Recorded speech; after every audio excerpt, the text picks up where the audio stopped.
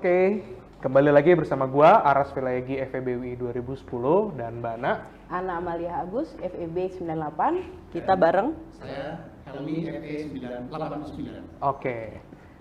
Nah, kali ini kita bakal banyak ngobrol banget ya Mbak Ana dan Bang Helmi tentang Entrepreneurship Development tepatnya. Entrepreneurship Development. Ini hal yang menarik gitu ya Mbak Ana. Kenapa? Karena dulu waktu kita masuk kuliah itu kan kita di brainwash. Harus jadi menteri. Harus jadi menteri. Atau paling sial jadi menteri. Paling sial malah jadi menteri gitu. Tapi menariknya bahwa sekarang gue lihat ternyata nggak sedikit angkatan-angkatan alumni FEB UI yang ketika lulus malah jadi pengusaha dan hebat-hebat gitu. Mereka pengusaha yang sangat hebat-hebat gitu. Salah satunya adalah kita kedatangan Bang Helmi ya, yang memang sekarang karirnya sebagai pengusaha ya, Bang Helmi ya. Banyak cerita menarik loh sebenarnya dari Bang Helmi karena Gitu ya. inline dengan apa yang dipelajari dari FEUI dan collaborate juga. Oke, nice. Nah, gue mungkin penasaran nih. Gue pengen banget dengar ceritanya Bang Helmi nih. Kita kan ini ya Bang ya, pas kita dulu ospek, nggak tahu ya Bang Helmi. Kalau gue dulu pas ospek kan dibilang, lu semuanya paling sial jadi menteri. Gue penasaran deh, Bang Helmi waktu dulu masuk kuliah kan dijijelin dengan mindset itu ya, paling sial jadi menteri. Kok sekarang hoki banget Bang jadi pengusaha Bang? Boleh nggak diceritain? Gimana? Gue kan lulus 95 ya waktu itu ya. Ya memang dalam mindset kita itu, wah kalau jadi PNS, menteri, itu kan keren kan, hebat gitu ya. Cuman gue passionnya lain. Ya. Jadi gitu. saat itu gue pengennya jadi profesional dulu. Ya. Gue kan akuntansi. Nah saat itu gue berkarir. Ya. Pasti pertama di kantor akuntan publik dong. Nah cuman setelah itu gue larinya ke multinasional. Jadi gue banyak pindah-pindah dari satu perusahaan ke perusahaan lain, rata-rata MNC semua ya, dari Mitsubishi Jepang, terus BMW Jerman, kemudian gua masuk ke Nuskin US, yang terakhir gua di Dentsply dan Nippon Paint ya, itu udah gua lewatin masa-masa itu ya. Dan saat itu gua lihat wah ini memang rata-rata kalau kita bukan ekspatriat itu mungkin mentoknya hanya batas GM ya, artinya nggak pernah bakal bisa masuk ke direction level. Nah dari situ gue pikir ngapain kalau kita karir di perusahaan asing tapi kita hanya sebatas jadi kuli istilahnya. Nah dari situ gue mulai berpikir ngapa nggak gue buat company sendiri gitu. Nah disitulah mulai gue set up perusahaan ya yang sampai sekarang gue jalanin, dan itu mungkin passion ya, karena apa bedanya antara orang yang berprofesional dengan orang yang jadi entrepreneur, itu kita waktunya banyak. Kita nggak akan dibatasin dengan kerjaan yang dari 5 to 8, mulai dari 8 to 5 ya. Nah di situ kita lebih banyak memanage bagaimana kita banyak menggunakan waktu luang. Nah jadi di sini saya anjurkan ya, mungkin yang belum alumni ya, mahasiswa yang masih ini, ya kalian coba berpikir lah bagaimana kalau memang akan ada mining setup dalam diri kalian, bahwa suatu saat kalian kalau memang saat ini masih berkarir, bagaimana coba memanage untuk menjadi seorang entrepreneur kemudian ke depannya. Ya, karena memang dari sisi income memang kita tidak ada limit ya dari sisi itu ya. Tapi paling tidak bagaimana kita working life balance, itu yang paling saya rasakan selama ini. Kenapa? Karena kalau kita menjadi seorang profesional itu kita dituntut untuk hard worker, dan juga banyak kita tuh kalau misalnya kita bekerja di bawah seorang entrepreneur dari berbagai negara, itu mereka memandang Indonesian level itu tidak setara dengan mereka gitu. Jadi kita sebagai worker life jadi. Nah di sini kita lihat kita di negara kita sendiri gitu. Tetapi kenapa kita dijadi kuli dari mereka itu? Nah disitulah yang membuat mindset saya berubah ya. Dan akhirnya saya juga mencoba bagaimana seorang entrepreneur itu bisa memanage daripada anggota-anggota dari kita sendiri. Dan di sini kita memiliki pride ya, bahwa kita hidup di negara Indonesia yang memiliki yang suasananya yang berbeda, dan itu menjadikan kita ada passion ya dalam melakukan sesuatu gitu. Interesting Bang. Ya, itu yang jadi saya lakukan sampai saat ini. Gitu. Mungkin boleh di spill dikit Bang. Kira-kira bisnisnya nih apa sih? Kita penasaran juga nih. Soalnya tadi linear, pengalaman itu tapi juga collaborate gitu ya. bidangnya, jadi curiganya tuh akan beda. Jangan punya multiple bisnis. Ya saya sebenarnya lebih ke arah awalnya saya mendirikan company itu memang untuk ke arah kontraktor ya. Biasanya orang banyak yang berpikir ke situ. Makanya saya bekerja sama dengan anak-anak teknik di situ. Nah, cuman ke depannya mungkin pada saat itu bisnis belum terlalu bagus, ya akhirnya kami berubah menjadi seorang supplier untuk pengadaan di perusahaan-perusahaan BUMN. Ya, pada saat ini perusahaan saya bekerja sama dengan Adikarya dan kita ada proyek yang sekarang hampir selesai yaitu LRT. Ya, di situ kita memasok mechanical electrical untuk beberapa proyek tersebut. Nah, di situ kita coba bagaimana kita membangun Indonesia dalam seutuhnya gitu.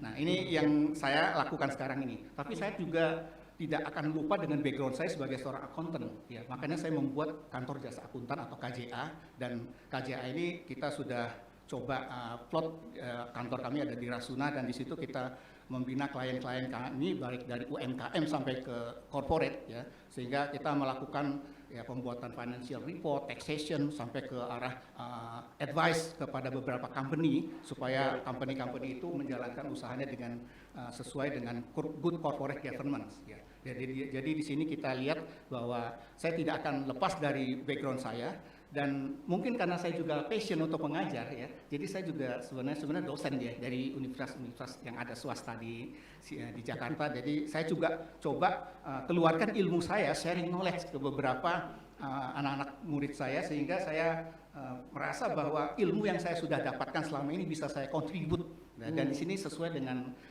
tagline-nya FEBUI, ya, bahwa kita harus kontribut terhadap apa yang kita punyai. Nah, ini yang saya lakukan selama ini, dan saya berharap mungkin ini ke depannya juga akan menelurkan mereka-mereka juga yang memiliki passion dan mungkin sama dengan saya, bahwa ke depannya seorang profesional juga mungkin punya niat untuk menjadi seorang entrepreneur di kemudian hari. Ya, saya rasa itu yang bisa saya berikan gitu, sharing kepada beberapa alumni yang ingin ikut. Kalau memang kita di dalam program direktorat, saya dengar bahwa mereka nanti harus menjadi seorang mentor, ya, kalau memang ingin tertarik untuk menjalankan usaha-usaha yang dilakukan. Iya. Oke, living the life to the fullest banget ya, ya Ras ya, asik ngeliat Bang Helmi. Keren banget. Oke, Bang Helmi, tadi Bang Helmi bilang gitu, bedanya profesional dengan sama pengusaha kan ada no limit gitu. Tapi sebenarnya ada drawbacknya juga nggak? Mungkin Bang Helmi bisa cerita ketika mau pindah shifting gitu, kalau bahasanya zaman dulu Robert Kiyosaki kuadran gitu, apa sih yang Bang Helmi rasakan? Mungkin dampaknya ke keluarga, terus dampak ke personal Bang Helmi juga.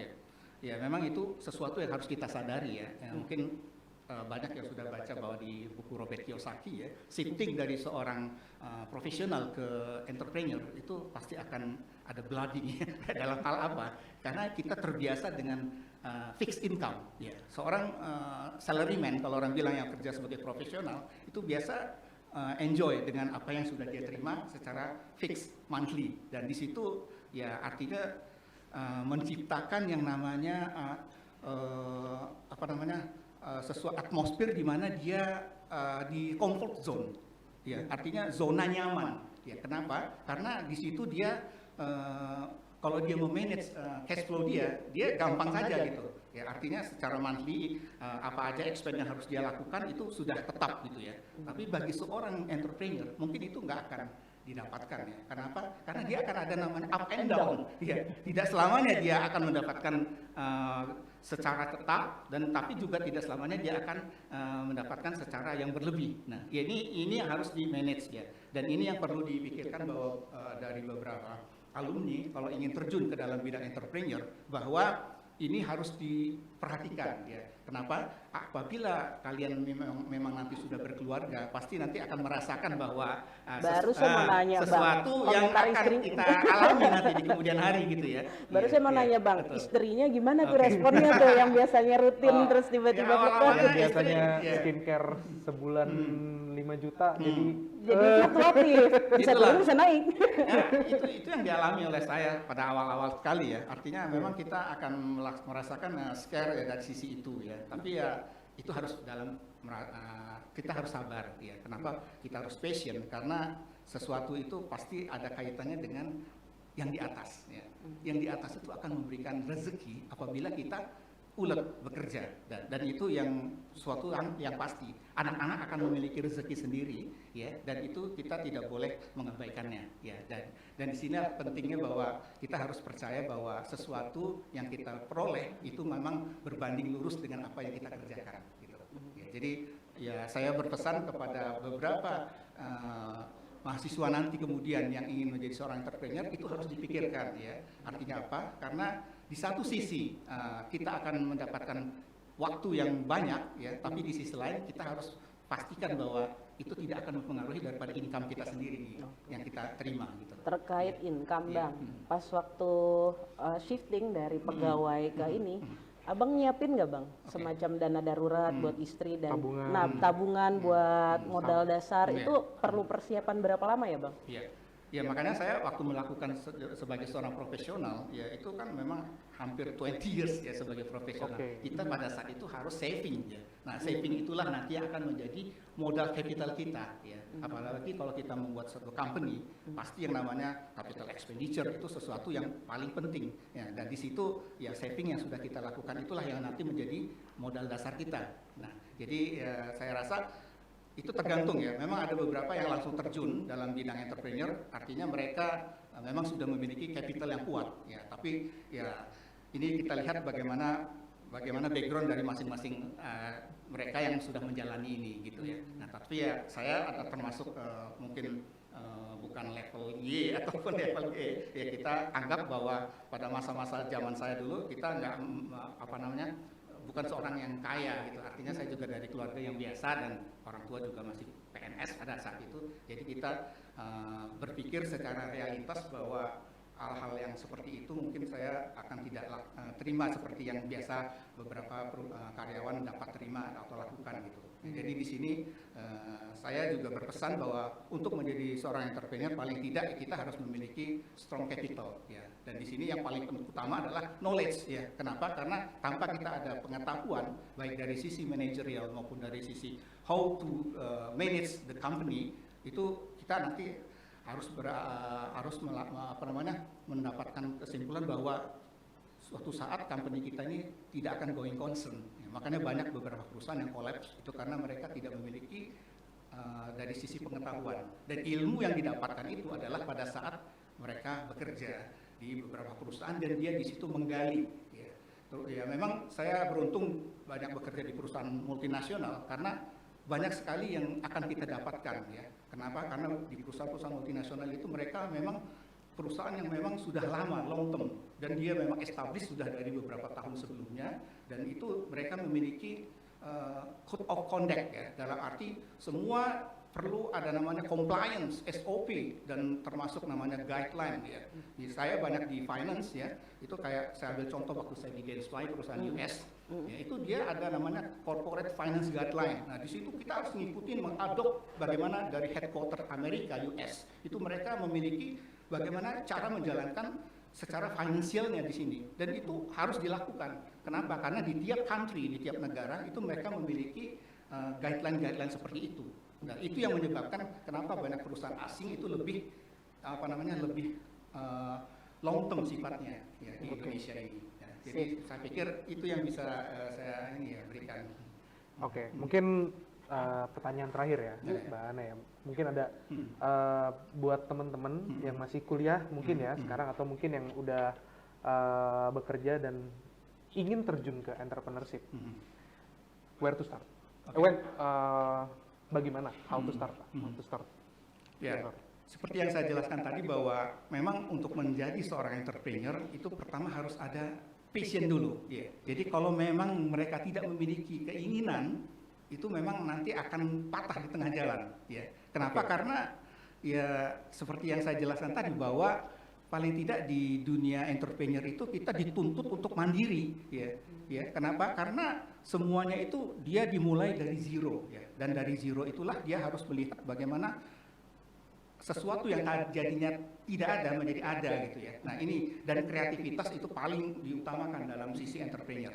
Kenapa? Karena inovasi dan creativity itu yang sekarang ini dituntut ya. Apalagi dunia sekarang adalah dunia startup ya. Nah startup itu memang sangat-sangat penuh dengan creativity dan sangat inovatif. Ya, artinya tanpa creativity tentu akan banyak kompetitor nanti yang akan melibas ya. Nah ini yang saya perlu jelaskan bahwa hal-hal seperti ini harus dipikirkan gitu ya. Karena untuk terjun ke dalam entrepreneur pertama harus ada passion dan juga keinginan dari dalam diri sendiri ya. Tanpa itu ya mungkin kita lebih baik menjadi seorang worker saja gitu ya. Betul. Sama Ya. seperti tadi Atau abang profesional saja gitu ya. Ya, Kayak tadi abang bilang ya, karena apa start untuk memulai itu memang agak berat. Itu pasti berat itu di situ ya. Jadi ya seperti mungkin tadi ya, abang bilang kayaknya nanti mentoknya cuma jadi GM gitu ya. Iya. Jadi memang nggak mau jadi kuli selamanya. That's become your passion ya bang Betul, ya. iya. Dan Iya. sambil ngumpulin Iya. capital. Iya.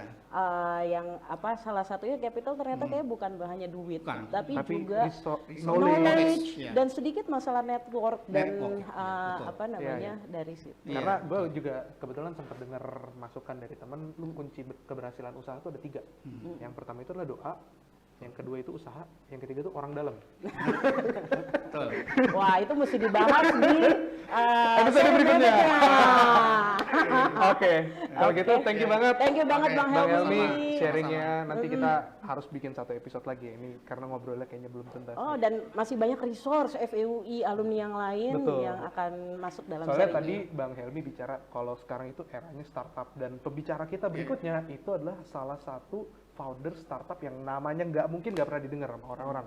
Betul. Penasaran nggak mana? Penasaran. Gue sih penasaran banget. Penasaran. Ganteng nggak? Walah, gantengan gue sih masih. Oh, oke. Oke, kalau gitu teman-teman, thank you so much yang udah dengerin podcast Cerita Alumni. Sampai ketemu di episode Cerita Alumni kita berikutnya. Cerita Alumni, connect, collaborate, and contribute.